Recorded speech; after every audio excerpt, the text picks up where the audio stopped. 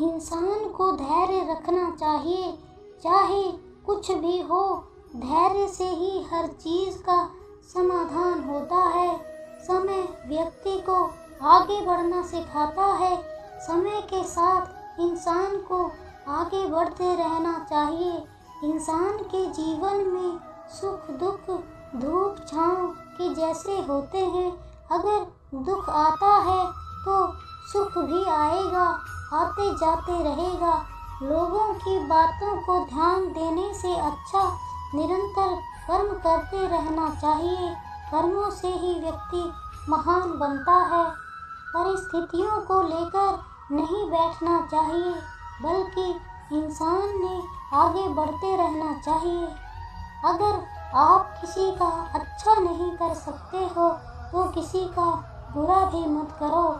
व्यर्थ चिंता करने से अच्छा अपने काम पर ध्यान दो।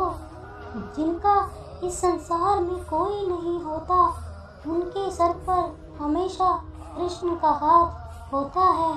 जीवन में परिस्थितियां चाहे कितनी भी विपरीत हों, इंसान के साथ जो हुआ कुछ भी होता है अच्छे के लिए ही होता है। जिनसे एक बार मन में हारने का सोच लिया, उसे कोई नहीं जिता सकता।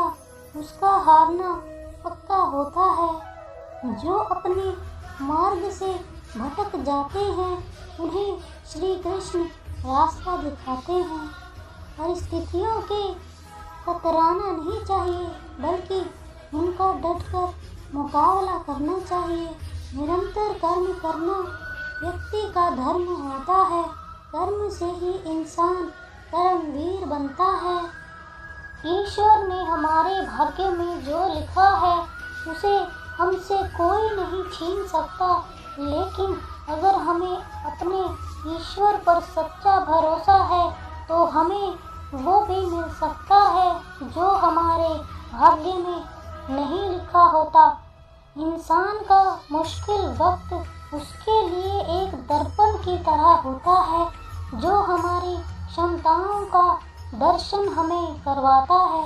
अगर कोई मनुष्य हमारे साथ बुरा कर रहा है, तो उसे करने दो, यह उसका कर्म है और समय उसके कर्म का फल उसे ज़रूर देगा। लेकिन हमें कभी भी किसी के साथ बुरा नहीं करना चाहिए, क्योंकि यही हमारा धर्म है। दुष्ट लोग अगर समझाने मात्र से समझ जाते, तो यकीन मानो महाभारत कभी न होता। अगर आप जीवन में असफल होते हैं, तो आपको दोबारा प्रयास करने में कभी नहीं घबराना चाहिए, क्योंकि जब आप दोबारा प्रयास करते हैं, तो आपकी शुरुआत सुनने से नहीं, बल्कि आपके अनुभव से होती है। जब आपके जीवन के चारों ओर हताशा और निराशा हो, जब दुखों ने आपको हर जगह से घेर रखा हो, तब आप सच्चे मन से कृष्ण जी के नाम का दीपक जलाना और अपना सब हाल श्री कृष्ण को सुना देना। श्री कृष्ण स्वयं आपके सब दुख हरने आएंगे। श्री कृष्ण कभी भी हमारा हाल नहीं पूछते, पर वो हमारी सब खबर रखते हैं। श्री कृष्ण अपने सच्चे भक्तों पर हर घड़ी नजर रखते हैं। अंत काल में जो मनुष्य भगवान श्री कृष्ण का स्मरण करते हुए देह त्याग करता है, वह उनकी शरण में जाता है।